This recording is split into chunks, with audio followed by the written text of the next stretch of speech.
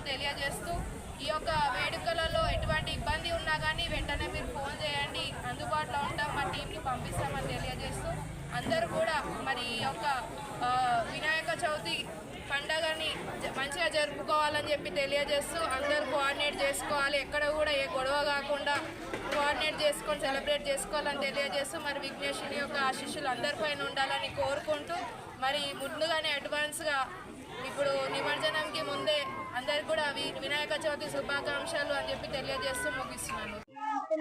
16వ ward Ashok Nagar కాలనీలోని Shiv Sena friends youth వారి ఆధ్వర్యంలో చాలా ఘనంగా అన్నప్రసాద కార్యక్రమము మరియు హోమ కార్యక్రమము కుంకుమ పూజలు జరిపారు.